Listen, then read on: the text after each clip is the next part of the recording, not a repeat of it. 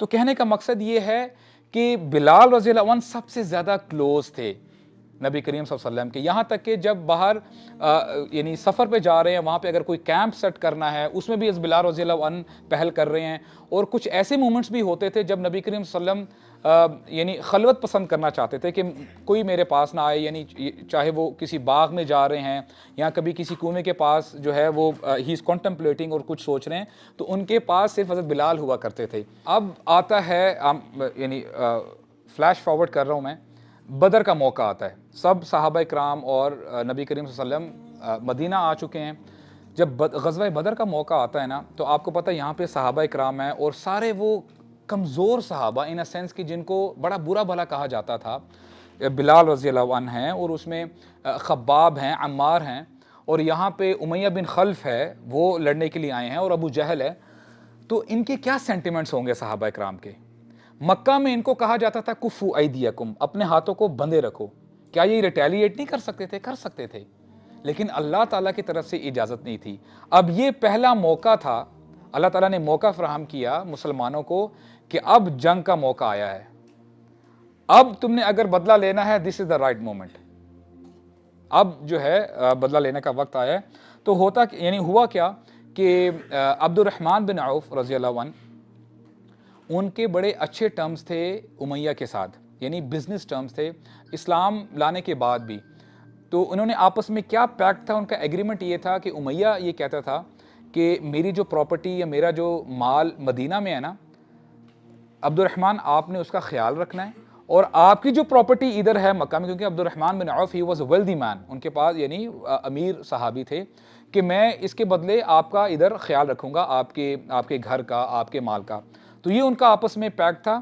عبد الرحمن کے ساتھ بھی امیہ بن خلف کے اچھے جو ہے تعلقات تھے، اور سعد ابن معاذ جو انصاری صحابی ہیں ان کے ساتھ بھی ان کے بڑے اچھے تعلقات تھے. تو ہوا کیا، جو ایگریمنٹ جب یہ تو آپ یہ سمجھ لیں کہ جب عبد الرحمن اسلام لے آئے، تو اسلام سے پہلے عبد الرحمن بن عوف کا نام تھا عبد عمر ان کا نام تھا.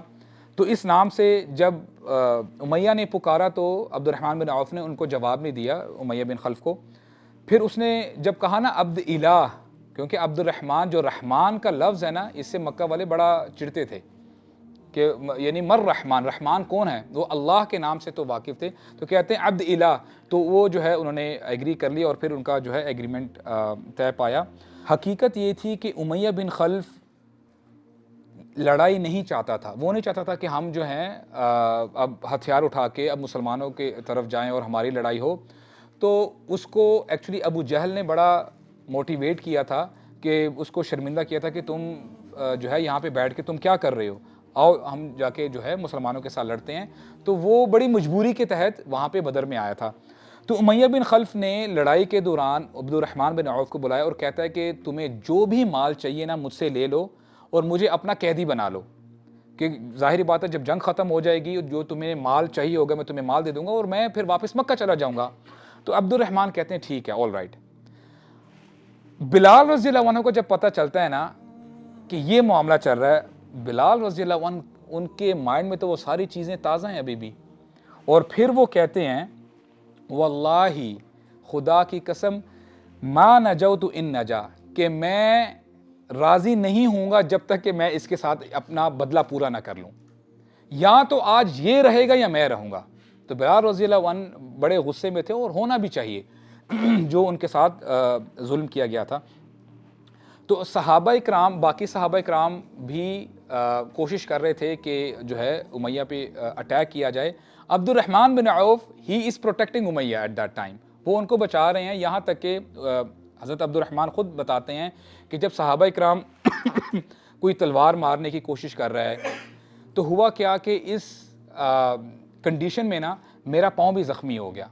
اور پھر عبد الرحمن بن عوف کہتے ہیں کہ دیکھو مجھے کیا فائدہ ہوا، میں نے اپنے آپ کو زخمی بھی کروا دیا ہے، اور مجھے میرے قیدی سے کوئی رینسم بھی نہیں ملا، تو مجھے تو خسارہ ہو گیا. دس از واٹ عبد الرحمن سیڈ. لیکن بہرحال آفٹر آل بلال رضی اللہ عنہ نے امیہ بن خلف کو قتل کیا. دس از ہاؤ ہی ڈائیڈ. اور اس کے بعد ابی بن خلف کو بھی قتل کیا جاتا ہے، جو امیہ بن خلف کا بھائی ہے. ابی بن خلف یہ ایک اکیلا ایک واحد شخص ہے جو نبی کریم صلی اللہ علیہ وسلم کے ہاتھوں قتل ہوا تھا. اس کی ہم نے ڈیٹیلز پڑھی تھی کسی دوسرے حلقہ میں پہلے. تو ہوتا کیا ہے کہ اب میں آپ کو اور فاسٹ فارورڈ لے کے جا رہا ہوں آگے. فتح مکہ کا موقع آتا ہے. امیجن کریں کہ کچھ سال پہلے مکہ میں بلال رضی اللہ عنہ کی مدر ان کی والدہ کو لے کے آیا جاتا ہے غلام بنا کے. اب کچھ سال بعد بلال رضی اللہ عنہ آتے ہیں مکہ کو فتح کرنے کا. یہ ٹائم ہوتا ہے فتح مکہ پہ آتے ہیں اور یہ بڑا ہسٹورک ڈے ہوتا ہے. اب جتنے بھی مکہ والے جو کفار مکہ ہے نا, وہ جب دیکھتے ہیں نا کہ بلال رضی اللہ عنہ انٹر کر رہے ہیں اور باقی صحابہ کرام نبی کریم صلی اللہ علیہ وسلم, نبی کریم صلی اللہ علیہ وسلم خانہ کعبہ کے اندر جاتے ہیں اور بلال رضی اللہ عنہ ہی از دی اونلی صحابی جو ان کے ساتھ اندر جاتے ہیں, اور پھر وَقُلْ جَاءَ الْحَقُّ وَزَهَقَ الْبَاطِلُ یہ کہتے ہوئے نبی کریم صلی اللہ علیہ وسلم بتوں کو توڑنا شروع کرتے ہیں. اور ان کے ساتھ سبحان اللہ امیجن کریں کہ بلال رضی اللہ عنہ ان کے ساتھ ہیں. یہ وہی زمین ہے جہاں پہ ان کو کچھ عرصہ پہلے ٹارچر کیا جاتا تھا ان بتوں کے نام پہ. اب یہی صحابی ہیں اور یہ جو ہے توحید کا بول بالا ہو رہا ہے اور وہ بتوں کو توڑ رہے ہیں. اور پھر نبی کریم صلی اللہ علیہ وسلم حکم دیتے ہیں بلال رضی اللہ عنہ کو کہ خانہ کعبہ کے اوپر چڑھو اور اذان دو. مدینہ میں بھی بلال رضی اللہ عنہ ہی از دا فرسٹ صحابی جنہوں نے اذان دی مدینہ میں, اور اب مکہ میں بھی بلال رضی اللہ عنہ ہی از دا فرسٹ صحابی, پہلے صحابی ہیں جو اذان دیتے ہیں. اب اللہ اکبر اللہ اکبر اللہ اکبر اللہ اکبر اشہد ان لا الہ الا اللہ. اب دیکھیں یہ معجزات ہیں اللہ تعالیٰ کی طرف سے. کوئی تصور کر سکتا ہوگا یعنی مکہ والوں میں سے کہ یہ بھی سچویشن آئے گی؟ یہ صحابہ اکرام کا یقین تھا اور اللہ تعالیٰ نے یہ کر کے دکھایا. تو بلال رضی اللہ عنہ نے اذان دی. تو اس کے بعد ہوا کیا کہ ابو سفیان جو کہ ابو جہل کے لیول کا تھا, تو وہ ظاہر بات اس کے بعد ایمان لے آیا اس وقت. اب یہ بلال رضی اللہ عنہ ہیں اور عمار اور خباب, اب آپ کو پتہ ہی مستضعفین تھے, ان کو بڑا ان کے اوپر ظلم کیا جاتا تھا. تو یہ اپنی تلواریں لے کے آتے ہیں. جب ابو سفیان کو دیکھتے ہیں نا تو کہتے ہیں کہ اللہ تعالیٰ کی تلواریں ابھی تک ان بندوں تک نہیں پہنچی جو اللہ تعالیٰ کے دشمن ہیں. یعنی ابو سفیان کی طرف جو ہے وہ اشارہ کر رہے تھے. تو ابو سفیان تو ابھی ایمان لے آتا ہے, لیکن ابو سفیان کو رضی اللہ عنہ ان کو بڑا برا لگتا ہے اور وہ جا کے نا ابو بکر کو کمپلین کرتے ہیں کہ دیکھو یہ بندے بلال اور خباب ایسی باتیں کر رہے ہیں. ابو بکر رضی اللہ عنہ آپ کو پتہ ہے ہی از اے سافٹ مین, کہتے ہیں کہ آپ لوگوں کو ایسا نہیں کرنا چاہیے. اب تو وہ ایمان لے کے آ گئے ہیں اور وہ جا کے بتاتے ہیں کہ یہ معاملہ ہوا ہے نبی کریم صلی اللہ علیہ وسلم کو. اور جب نبی کریم صلی اللہ علیہ وسلم کو بتاتے ہیں نا تو نبی کریم صلی اللہ علیہ وسلم پتہ کیا کہتے ہیں؟ یا ابا بکر, اے ابو بکر, لعلک ابغضتہم, مجھے لگ رہا ہے تم نے ان صحابہ کو بلال رضی اللہ عنہ اور خباب اور عمار کو تم نے ان کو ناراض کر دیا ہے. لئن کنت ابغضتہم, اگر تم نے ان کو ناراض کیا ہے, فقد ابغضت ربک, تم نے اپنے رب کو ناراض کیا ہے. جب بھی ابو بکر سنتے ہیں بات تو اسی وقت ہی آتے ہیں حضرت بلال کے پاس اور معافی مانگتے ہیں کہ اگر تمہیں میری بات بری لگی ہو تو آئی سیک فارگیونیس, مجھے معافی دے دو. تو یہ آپ کو پتہ چلتا ہے کہ یہ سٹیٹس ہے حضرت بلال رضی اللہ عنہ کا. ہوتا کیا ہے کہ کافی سال گزرنے کے بعد نبی کریم صلی اللہ علیہ وسلم ہی از ان ہز لاسٹ ڈیز, اب وہ اس دنیا سے جانے لگے ہیں.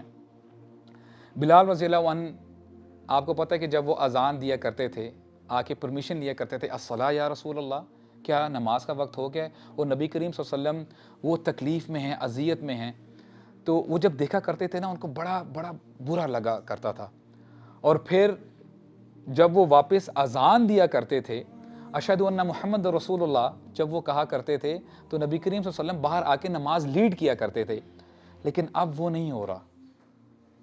اور ہوتا کیا ہے, کچھ دنوں کے بعد نبی کریم صلی اللہ علیہ وسلم اس دنیا سے چلے جاتے ہیں اور اس کی تھوڑی دیر کے بعد نماز کا وقت آ جاتا ہے اور حضرت بلال رضی اللہ عنہ حسب معمول جاتے ہیں نماز پڑھانے کے لیے اذان دینے کے لیے، لیکن اذان دینے سے پہلے جب وہ رخ کرتے ہیں نبی کریم صلی اللہ علیہ وسلم کے کمرے کا، ان کے گھر کا، نبی کریم صلی اللہ علیہ وسلم کو نہیں پاتے۔ اب وہ کس کو کہیں الصلاۃ یا رسول اللہ، کیا نماز کا وقت ہو گیا ہے؟ اور پھر ود اے ہیوی ہارٹ، غمناک ہو کے، غمگین ہو کے، اداس ہو کے چڑھتے ہیں مسجد نبوی میں اذان دینے کے لیے۔ اللہ اکبر، اللہ اکبر، اشہد ان لا الہ الا اللہ، اشہد ان محمدن رسول اللہ کمپلیٹ بھی نہیں کر پاتے۔ ہی از چوکنگ، ان کی آواز نہیں نکل پا رہی ہوتی، اور جب وہ یہاں پہ رک جاتے ہیں نا، پورے مدینے والے رونا شروع کر دیتے ہیں۔ حضرت بلال بھی رونا شروع کر دیتے ہیں، اور وہ اپنی اذان کمپلیٹ نہیں کر پاتے۔ امیجن کریں کیا کیفیت ہوگی۔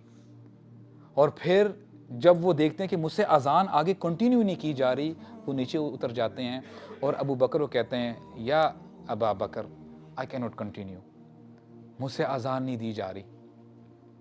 تو اس کے بعد اللہ اکبر، کچھ دن گزر جاتے ہیں، ابو بکر رضی اللہ عنہ کے پاس آتے ہیں بلال، اب وہ امیر المؤمنین ہیں، خلیفہ ہیں، کہتے ہیں یا امیر المؤمنین، میں مدینہ میں مزید رہ نہیں سکتا، کیونکہ میں مدینہ میں جہاں بھی دیکھتا ہوں مجھے اپنے رسول کی مسکراہٹ محسوس ہوتی ہے، میرا وہ چلنا اپنے رسول کے ساتھ، میرا وہ وقت گزارنا، میرے لیے یہاں پہ رہنا بہت مشکل ہو رہا ہے۔ میں آپ سے ریکویسٹ کرتا ہوں مجھے آپ جہاد پہ بھیج دیں، میں مدینہ میں نہیں رہ سکتا۔ تو ابو بکر ان کو روکنے کی کوشش کرتے ہیں، یا بلال آپ ادھر رہو، ہمیں تمہاری ضرورت ہے، آپ کیوں جانا چاہتے ہو؟ اور پھر بلال رضی اللہ عنہ کہتے ہیں یا امیر المؤمنین ان کنت اعتقتنی للہ، اگر آپ نے اللہ کے لیے مجھے آزاد کیا تھا نا، فدعنی اذهب حیث شئت، کہ پھر آپ مجھے چھوڑ دیں، میں جہاں جانا چاہتا ہوں آپ مجھے چھوڑ دیں، مجھے آپ روکے مت۔ ان کنت اعتقتنی لنفسک، یا امیر المومنین اگر آپ نے مجھے آزاد کیا تھا اپنے لیے کہ میں آپ کی خدمت کروں، پھر آپ جو کہیں گے میں ویسے کروں گا۔ تو ابو بکر کہتے ہیں نہیں بلال، میں نے تو تمہیں اللہ کے لیے پرچیز کیا تھا، اور اللہ تعالیٰ کے لیے تمہیں آزاد بھی کر دیا تھا۔ یہ سنتے ہیں بلال رضی اللہ عنہ مدینہ چھوڑ کے چلے جاتے ہیں، اور پھر وہ وعدہ کرتے ہیں کہ آج کے بعد میں اذان دوں گا ہی نہیں، کیونکہ میں اذان نہیں دے سکتا۔ This is the kind of bonding he had, اللہ اکبر، کہ جب میں اشہد ان محمد رسول اللہ کہتا ہوں تو میں نہیں برداشت کر سکتا کہ میرے نبی میرے پاس ہے ہی نہیں اس وقت۔ اور جب وہ کہا کرتے تھے نا اشہد ان محمد رسول اللہ، اور جب وہ کہا کرتے تھے نا کہ الصلاۃ یا رسول اللہ، کیا نماز کا وقت ہو گیا، آپ کو پتہ نبی کریم صلی اللہ علیہ وسلم کیا کہا کرتے تھے؟ ارحنا بہا یا بلال، کہ ہماری آنکھوں کو، ہمارے دل کو ٹھنڈک پہنچاؤ اذان سے۔ نماز، اذان دل کی ٹھنڈک ہے نا بردرز۔ کبھی اذان سن کے دیکھے تو صحیح، اور اپنے سارے کام چھوڑ کے دیکھے تو صحیح کہ مؤذن کیا الفاظ ادا کر رہا ہے، کیا رہا ہے، اللہ اکبر، اللہ اکبر، کہ تم جو بھی کام کر رہے ہو نا اللہ تعالیٰ اس سے بڑا ہے، اور جو بھی تم کام کر رہے ہو نا وہ اللہ تعالیٰ کی گرفت میں، اللہ تعالیٰ کے ہاتھ میں ہے۔ جس چیز کے پیچھے تم بھاگ رہے ہو نا وہ اللہ تعالیٰ کے کنٹرول میں ہے۔ تم کامیابی کے پیچھے جا رہے ہو، حی علی الفلاح، کامیابی ادھر ہے، لیکن مسئلہ یہ ہمیں یقین ہو تو پھر بات بنے نا، یقین ہو تو ہماری مسجدیں خالی نہ ہوں۔ اور میں خدا کی قسم اٹھا کے کہتا ہوں جس دن ہماری مسجدیں بھر گئی نا، چینج نظر آئے گا۔ میں آپ سے یہ نہیں کہہ رہا ہوں کہ آپ اپنے آپ کو وہ بدل لیں پورا 360 ڈگریز 180 ڈگریز، نہیں، جس دن مسجدیں بھر گئی نا آپ لوگوں سے، جس دن نوجوانوں سے مسجدیں بھر گئی، چینج آٹومیٹک آ جائے گا، اتنا سوچنا نہیں پڑے گا آپ کو۔